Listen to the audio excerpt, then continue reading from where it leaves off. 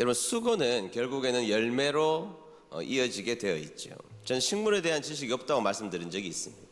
저는 이렇게 지나가다가 이 나무는 어떤 나무다 이렇게 말씀하시는 분들을 보면 존경스러운 마음이 듭니다. 어떻게 알아요? 그게 다 그 나무가 그 나무처럼 생겼는데 잎사귀를 봐도 잘 모르고, 저는 꽃이 피어도 사실은 대부분 이 나무가 어떤 나무에 대한 이해인지에 대해서 잘 모릅니다. 근데 제가 나무에 대한 무식한 그리고 무지한 제가 이 나무가 어떤 나무인지를 정확하게 아는 시점이 있습니다. 그 시점이 언제냐면 그 나무에 열매가 맺혀질 때입니다. 그 나무에 포도가 맺혀지면 무슨 나무일까요? 좀 전까지 반응하셔야 돼요. 어려운 문제 아니잖아요. 사과가 맺히면 무슨 나무일까요? 사과나무죠. 배가 맺히면 무슨 나무일까요? 배나무가 맺히게 되어 있는 거예요. 배나무라는 것입니다. 열매가 그 나무의 결과물이라는 사실이라는 것입니다. 신앙생활도 역시 마찬가지라고 생각합니다. 우리가 신앙생활은 반드시 열매 맺는 삶으로 이어져야 한다는 것이죠. 그래서 성경에는 이상하리만큼 열매에 대한 이야기가 많이 등장하고 있지 않습니까? 열매에 대한 이야기가 성경에서는 굉장히 많이 등장하고 있습니다. 근데 여러분, 열매는 그냥 맺혀집니까? 자, 가만히 있으면 열매는 그냥 맺혀진다. 네, 그런 열매도 있겠지만 아마 맛이 없거나 먹을 수 없거나 크기가 작거나 그런 열매들이 가끔씩 주위에 맺혀지기는 할 것입니다만, 그러나 열매는 반드시 수고가 동반되어져야 열매가 맺혀지게 되어 있다는 것입니다. 그런데 여러분, 가만히 보면 세대에 따라서 어떤 세대는 씨를 뿌리고 수고하는 세대가 있는 반면에 또 어떤 세대는 열매를 거두어 먹는 세대가 있다는 것도 제가 살면서 발견하게 된 중요한 사실이라는 것입니다. 그럼 여러분, 어떤 게 더 좋죠? 어떤 게 더 좋습니까? 자, 씨 뿌리는 수고가 있는 그 수고하는 삶이 더 좋은 삶인가요? 아니면 열매를 맺는 삶이 더 좋은 삶인가요? 열매를 먹는 것이 솔직히 더 좋은 삶처럼 느껴지는 것이 우리들의 모습이라는 것도 사실입니다. 그래서 여러분, 내가 아끼는 사람이라든지 내가 사랑하는 가족이라든지 그런 제자라든지 자녀라든지 그런 사람들은 씨 뿌리는 것보다 참 열매 맺는 삶을 살면 좋겠다, 이런 마음들이 들죠. 우리의 자녀들이, 제자들이, 우리 성도님들은 씨 뿌리는 수고보다는 좀 열매를 풍성하게 거두는 삶이 되었으면 좋겠다라는 생각들을 항상 가지게 됩니다. 네가 수고하고 내가 먹을게, 이게 진짜 사랑 아니죠. 그렇죠? 네가 수고해, 내가 먹을게, 진짜 사랑 아닌데란 말이죠. 내가 수고하는데 네가 먹어, 이게 뭐 진짜 사랑인 것은 분명하다라는 겁니다. 제 영어 이름이 뭘까요? 전 미국 다녀왔습니다. 지금 바다 냄새가 몸에 아직 바뀌어 있다고요. 제가 영어 이름은 아직은 없죠. 영어 이름 만약에 영어 이름이 뭐냐고 물어보죠. 음료시키면 May I have your name? 이름이 뭐냐고 물어보면 초이 이렇게 대답합니다. 근데 전 개인적으로 영어 이름 하나 만들려면 데이비드라고 만들고 싶어요. 데이비드. 제가 다윗을 좋아하니까요. 근데 제 은사이신 교수님께서 어느 날, 목사님 영어 이름이 있으신가요? 그래서 아니요, 아직 없습니다. 데이비드 하면 좋을 것 같은데요. 그랬더니 목사님 그냥 아이작 하시죠. 아이작. 이삭 하라는 겁니다. 이삭. 이유가 뭐냐고 물었더니 목사님 이제 그만 평탄하게 사시면 좋겠습니다. 그래서 그냥 제가 목사님 아껴서 그냥 목사님의 이름이 아이작 했으면 좋겠다고 했지만 아직도 제 영어 이름은 정해지지 않았습니다. 매우 감사한 말씀이기는 하지만 여러분, 생각해 보십시오. 다시 한 번 더 말하지만 수고 없는 열매를 우리가 맺으면서 살아갈 수 있나요? 자, 수고하지 않는데 열매를 얻을 수 있는 삶이 있나요? 누군가는 수고했기 때문에 우리는 그 열매를 먹게 되어 있는 것이 우리들의 인생이라는 것입니다. 수고한 인생만이 열매를 맺고 그 열매를 다른 사람들에게 나누어 주고 풍요롭게 해줄 수 있다는 것은 분명한 사실이라는 겁니다. 우리가 그동안 복음주의자 관점에서 그동안 강조되었던 것이 예수님을 믿으면 구원받는다는 것이죠. 믿습니까? 자, 여러분 구원 받습니까? 자, 지금 죽어도 여러분 영원한 천국에 갈 수 있습니까? 네, 아멘이죠. 네, 중요한 겁니다. 그런데 우리의 구원은 공짜니까 예수님만 영접하면 된다, 천국만 가면 된다. 네, 맞는 말이죠. 천국 가는 것은 가장 절실한 문제이고 가장 필요하고 가장 중요한 문제이니까요. 그러나 더 중요하고 귀한 것은 예수님을 믿는 사람은, 예수님을 믿고 천국에 갈 사람이라면 이 세상을 살아가면서 그 예수님 때문에 그리고 그 예수님이 피로 값주고 세우신 이 교회를 위하여서 수고하고 애쓰고 눈물 흘리는 수고가 반드시 있어야 한다라는 사실이고, 그것이 훨씬 더 귀한 삶이라는 자각이 하나님을 믿는 성숙한 성도들에게는 있어야 한다는 사실입니다. 그래서 존 맥카더 목사님, 미국에 아주 영향력이 있는 지금도 존 맥카더 목사님이 이런 말씀하셨습니다. 한번 제가 읽어볼 테니까 들어보시죠. 자신이 죄인이요, 예수님이 나의 죄를 위하여 십자가에서 죽으셨음을 믿는 자들은, 자, 우리들의 모습이잖아요. 자들은 사람의 실제 생활에서 예수님의 주인 되심을 인정하는 모습이 흘러나오게 되어 있다.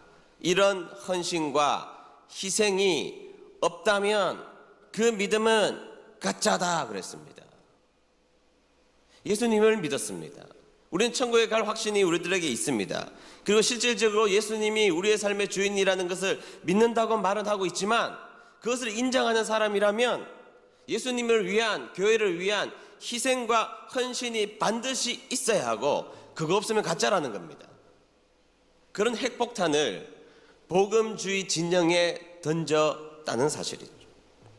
무서운 말씀입니다. 우리가 예수님의 말씀을 믿고, 예수님이 진짜 우리의 구세주의라는 것을 믿고 우리가 천국 간다는 것을 너무나 명확하게 믿고 있다면, 그럼 예수님을 위해서, 교회를 위해서 희생하며 살기로 작정하는 사람이 진짜고 나머지는 가짜다, 이렇게 말하고 있는 데에 대해서 우리는 자유함이 없다라는 사실입니다. 여러분, 예수님을 믿는데, 예수님을 믿으면서도 그 어떠한 수고를 우리가 하기를 거부하고 있다면 그 믿음은 가짜의 믿음일 수 있다는 사실을 우리는 생각해 볼 필요가 있다는 사실이에요. 내가 예수님을 믿는다면 그 어떠한 물질적 희생과 삶의 희생과 시간의 희생과 감정적 희생을 하기를 거부하고 있다면 그 믿음은 어쩌면 다시 한 번 더 점검해야 될 가짜 믿음일 수도 있다는 너무나 무서운 지적이라는 것이죠. 그래서 저는 오늘 여러분들에게 수고로움에 대해서 이야기하려고 하는 것입니다. 자, 첫 번째, 수고하는 그 자체를 우리는 축복으로 여겨야 한다는 사실입니다. 다 같이 한번 읽어봅니다. 시작. 수고하는 그 자체를 축복으로 여겨야 합니다. 네, 수고하는 그 자체를 무엇으로 여겨야 된다? 축복으로 여겨야 된다. 수고하는 그 자체가 뭐라고요? 다시 한번 더, 수고하는 그 자체가 뭐라고요? 축복으로 여겨야 한다라는 사실입니다. 오늘 성경에 보면 이스라엘이 예루살렘을 공격하여 점령하는 장면을 그리고 있죠. 오늘 성경 배경의 지식을 오늘 좀 생략하겠습니다. 아쉬우신가요? 설명할까요, 그러면? 아니, 대답 말까요? 네. 안 하겠습니다. 네. 지금 중요한 것은 예루살렘 근처에서 치열한 전쟁이 일어나고 있다는 사실이에요. 무슨 이유인지는 배경 설명은 제가 안 하기로 했으니까. 중요한 것은 지금 치열한 전투가 벌어지고 있는데, 다른 지파들은 전쟁 가운데 참여하고 있지 않고 오직 유다 지파만이 전쟁의 한복판에 들어와서 치열한 전투 속에 이 전투를 감행하고 있다는 것이 오늘 성경 본문의 이야기라는 사실입니다. 전쟁의 한복판에 유다 지파만이 들어와서 치열한 전투를 하고 있다는 사실이에요. 여러분, 전쟁이 장난입니까? 전쟁이 무슨 플레이스테이션에서 게임하는 게임입니까? 오락실에서 하는 게임인가요? 그거 아니잖아요. 전투를 하게 되면 목숨을 잃게 되고 장애가 생기고 다치게 되고, 정말 전쟁으로 인한 수많은 피해가 얼마나 잔인한 것인지는 세계 역사의 전쟁사를 우리가 읽어보면 그 전쟁이 얼마나 무서운 것인지에 대해서는 우리가 잘 알고 있다는 사실이죠. 자신이 죽을 수 있고 자신의 가족이 죽을 수 있는 것이 전쟁이고, 세상에서 그 어떠한 사건보다 가장 끔찍한 일들이 벌어지는 것이 전쟁의 한복판이라는 것은 우리가 누구나 다 이해할 수 있는 내용이라는 것입니다. 그런데 여러분, 그 무시무시한 전쟁 가운데 다른 지파는 없다는 거예요. 지금 예루살렘을 점령해야 되는데, 헤브론을 점령해야 되는데, 다른 지역을 점령해야 되는데, 그 전쟁을 치르는 가장 중요한 전쟁 가운데 다른 지파들은 하나도 등장하지 않은 채 그 치열한 전투에 유다 지파만이 들어가서 예루살렘을 점령하기 위해서 애를 쓰고 있다라는 사실이 오늘 성경의 진술의 내용이라는 것입니다.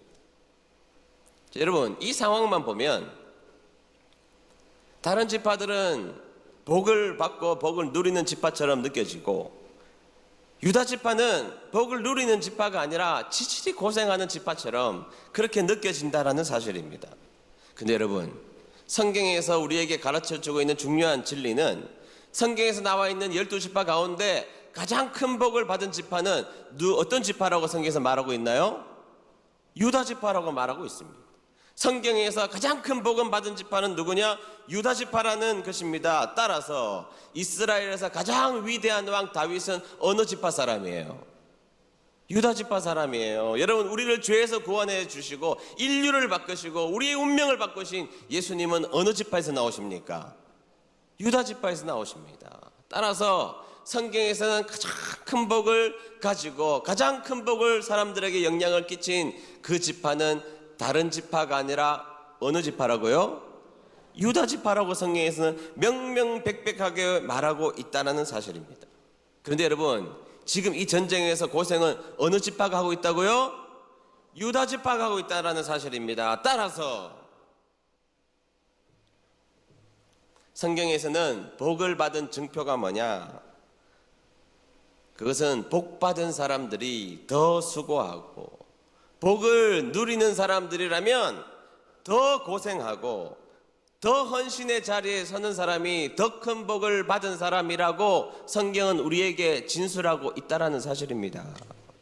그래서 사실 그런 의미에서 우리가 오늘 반드시 알아야 될, 잊지 말고 돌아가야 될 중요한 한 가지 사실은, 하나님의 축복이 임한 표지는 인생을 힘들게 살거나 편하게 사는 것으로 증명되어지는 것이 결코 아니라는 사실입니다. 여러분 인생이 고달픕니까? 그럼 난 저주받은 자리다, 아니라는 것이죠. 여러분 인생이 그냥 편합니까? 그것이 무조건 축복입니까? 그것도 아니라는 것입니다. 오히려 어떤 의미에서는 내 짧은 인생 가운데 하나님께서 나에게 맡겨주신 그 특별하고 위대한 임무 때문에 고생스럽게 살아가는 모습과 무거운 짐을 지고 살아가는 것이 때로는 고달프기도 하고 무겁기도 하지만, 오히려 그것이 하나님이 나를 진짜 사랑하시는 증표이고 자부심이고 축복이라는 것을 오늘 우리는 깨달아야 할지도 모른다는 사실입니다. 그래서 여러분, 성경의 인물 보십시오. 누가 사람들에게 열매를 맺기 위해서 자신이 열매를 다 먹고 산 사람들이 어디 있습니까? 모세가 그렇게 살았나요? 노아가 그렇게 살았나요? 바울이 그렇게 살았나요? 베드로가 그렇게 살았나요?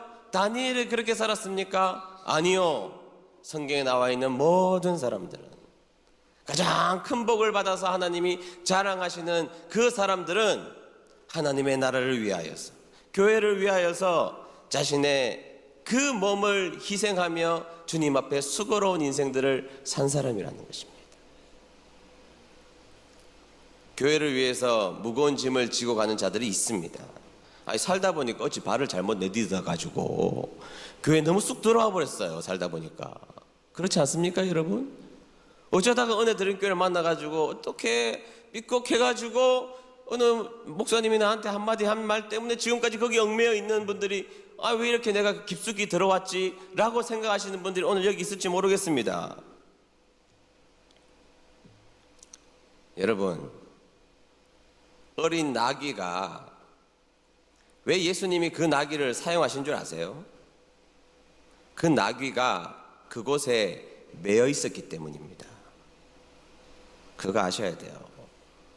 너무 깊숙이 들어왔다고요? 이제 발 빼기는 너무 어렵다고요? 곤란하다고요? 아니요, 여러분. 진짜 하나님이 타신 그 귀한 나귀, 역사적인 나귀는요, 어린 나귀, 성경에 나오는 그 나귀는 그 자리에 매여 있었기 때문에 하나님이 사용하신 거예요. 여러분, 매여 있어야 합니다. 여러분, 매여 있는 거 싫으십니까? 목사님, 제발 그냥 예수님 좀 편안하게 믿으면 안 되나요? 그 말을 오늘 성경 말씀을 통해서 다르게 설명하면 이런 말입니다. 목사님, 저는 축복의 인생이 되기 싫습니다. 그 말하고 동일한 말이에요. 여러분, 주님의 일에, 교회의 일에 여러분들이 매여 있어야 하나님이 여러분들이 인생을 살아가다가 적재적소에 하나님 앞에 쓰임받는 인생이 될 줄로 믿습니다. 여러분, 다시 한 번 더 말하지만 매여 있어야 자주 쓰임받게 되고 결정적일 때 하나님이 크게 사용하신다는 것입니다. 매여 있는 나귀가 예수님을 태우게 된 것입니다. 매여 있어야 됩니다. 여러분, 지금 오늘 도망가려고 마음먹으신 분들을 위한 말씀이에요. 매여 있어야 됩니다. 교회의 어느 기관에 어느 일에 어떤 상황에 내가 매여 있어야 됩니다. 하기 싫죠. 어떨 때는 곤란하죠. 그러나 여러분, 그곳에 매여 있어야 하나님이 여러분들을 귀하게 사용하신다는 것 기억한 여러분 되시기를 주의 이름으로 축복합니다. 감사합니다. 매여 있어야 능력이 되고, 매여 있어야 일꾼이 되고, 매여 있어야 충성스러운 사람이 될 수 있습니다. 그런 분들 되시기를 주의 이름으로 축복합니다. 이제 아멘 했으니까 이제 녹화 다 됐죠? 돌아간다고 돌아갈 수 없습니다. 이제 매여 있어야 됩니다. 자, 두 번째, 수고의 열매를 그리고 내가 거두지 않아도 그것은 복임을 우리는 깨달아야 한다는 사실입니다. 다 같이 읽어봅니다. 시작. 수고의 열매를 오늘 그리고 내가 거두지 않아도 그것은 복임을 깨달아야 합니다. 네, 지금 수고는 누가 하고 있죠? 어느 지파가 하고 있습니까? 유다 지파가 하고 있습니다. 그것은 전쟁이라고 분명하게 말씀드렸습니다. 여러분, 전쟁을 치러 오는데 소식이 들립니다. 너희 아빠가 죽었대. 너희 아빠가 장애인이 되었대. 다리가 잘렸대. 눈이 사라지고 장애인이 되었대. 건강한 자식이 아들이 우리 가정을 이끌어갈 미래가 어느 날 다리가 잘리고 눈이 뽑혀서 집안이 비참하게 초상집이 되었다고 생각해 보십시오. 이게 전쟁이라고. 이게 현실이에요. 지금 여러분, 성경 말씀 읽을 때 이게 현실이라고. 이게 현실. 주님의 일을 위해서 가족들이 죽고 눈이 뽑히고 다리가 잘리고 창자가 튀어나오고 현실입니다. 그런데 더 중요한 것은 유다가 그런 헌신을 통해서 전쟁터에서 가장 중요한 전쟁터인 예루살렘을 빼앗았잖아요. 찾아왔잖아요. 승리했잖아요. 그런데 여러분, 그 예루살렘을 누가 차지합니까? 수고는 지금 누가 했어요? 유다 지파가 했잖아요. 그래서 성경을 보세요. 연구해 보면 누가 차지하느냐? 베냐민 지파가 차지합니다. 수고는 누가 했는데? 유다 지파가. 누가 죽어 나갔는데? 유다 지파가. 누가 장애인 됐는데? 유다 지파가. 그런데 그 예루살렘을 가진 사람은 누구라고요? 수고하지 않은 베냐민이 예루살렘을 쏙 가져가 버리고 말았다는 사실이에요. 속상한 일이죠. 누가 죽었는데? 내 가족이 죽었는데, 내가 다쳤는데, 우리 집바가 쑥대밭이 되었는데 속상한 일이죠. 그러나 성경에서는 이 유다 지파가 진짜 복을 받은 지파라고 여전히 그 복을 철회하지 않습니다. 끝까지 유다 지파가 복을 받은 지파라는 거예요. 여러분 보세요. 십자가는 누가 지셨습니까? 그걸 모르면 큰일 납니다. 십자가는 누가 지셨습니까? 예수님이 지셨어요. 그 은혜는 누가 받습니까? 내가 받잖아요. 내가. 누가 기도로 우리 인생을 심으셨습니까? 우리 부모님들이. 누가 누리고 삽니까? 우리가. 누가 한국의 복음을 전했습니까? 선교사님이. 그런데 그 열매는 누가 지금 누리고 삽니까? 우리가.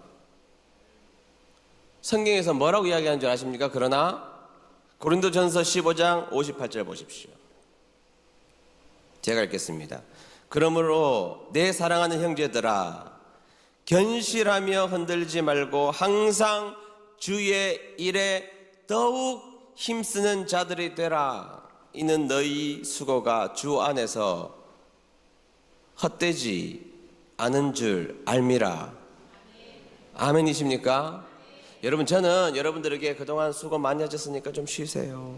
좋은 그런 목사 하고 싶어요. 저는 진짜 난 그렇게 말하는 목사님들 부러워요. 어떻게 그런 용기가 있는지. 여러분들 그동안 고생하셨으니까 그냥 적당하게 믿으세요. 아니 지난 10년간 이렇게 애를 썼는데 좀 적당히 쉬세요 이렇게 말하고 싶은데 성경에서는 그렇게 말하고 있지 않습니다. 그러므로 내 사랑하는 형제들아 견실하며 흔들리지 말고 그동안 고생했지 어려웠지 힘들었지. 그런데 지금부터 더 항상 주의 일에 더욱 힘쓰는 자들이 되라. 더 열심히 살아라.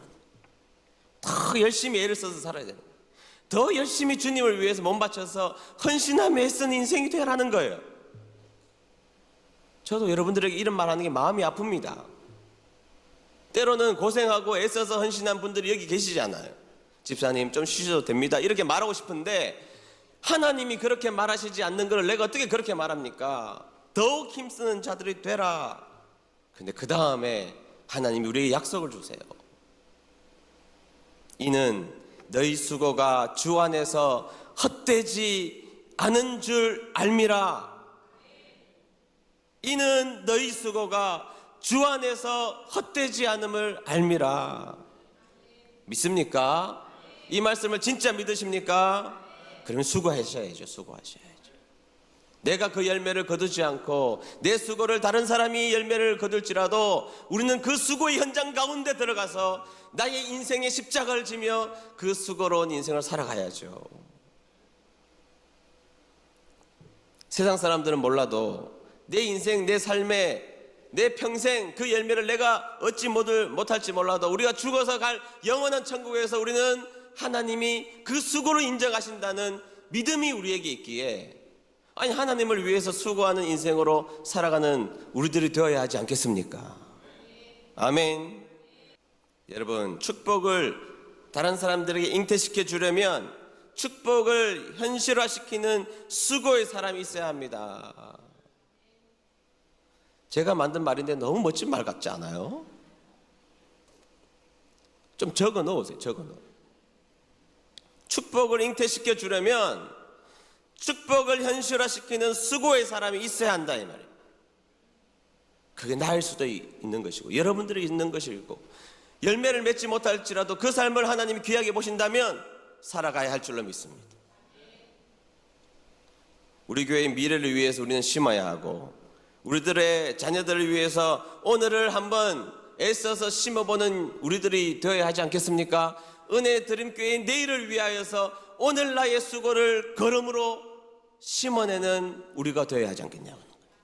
내가 고난을 당하고 어려움을 당하고 이 현장 가운데서도 믿음을 지켜나가는 모습을 사람들에게 보여줌으로 그것이 걸음이 되어서 나의 다음 제너레이션이 귀하고 복된 삶으로 나아가는 인생들이 되어야 하지 않겠냐는 거예요. 나로 인해 열매가 맺혀지고 있고 축복이 잉태되어지고 있고 나로 인하여서 다른 사람이 그 열매를 맺을 기대를 가지고 오늘 살아갈 수 있는 마음이 있다면 그게 성경적인 기쁨이고 그렇게 살아가는 자가 일꾼이고 행복한 사람이라는 것을 기억하는 여러분 되시기를 주의 이름으로 축복합니다. 여러분 인생을 살면서 주님 앞에 애써서 수고하시되 수고하지 않는 자들 때문에 상처받거나 아파하지 마십시오. 심는 자가 복되고 참는 자가 복이 있고 수고하는 자가 복받은 자입니다. 주 너희 수고가 주 안에서 헛되지 않은 줄을 알미라. 너희의 수고가 주 안에서 헛되지 않음을 알미라. 여러분 아무리 몰라도 주님만 아시면 되잖아요. 아무도 내 마음 몰라도 주님만 아시면 That's okay. 미국 갔다 왔더니 영어가 막 나오네요. 여러분 사랑하는 우리 은혜 드림교회 성도 여러분 주 안에 매여 있기를 축복합니다. 주님 안에 매여 있는 여러분들의 뜨거운 마음, 주님 앞에 매여 있기를 소원하는 여러분들의 수고, 주님 앞에 매여 있기를 소원하는 여러분들의 물질, 주님 앞에 매여 있기를 원하는 여러분들의 생각, 하나님의 수고로운 인생에 동참하여서 진짜 축복의 주인공이 여러분 되시기를, 또 저와 여러분 되시기를, 우리 은혜 드림교회가 되기를 주의 이름으로 축복합니다.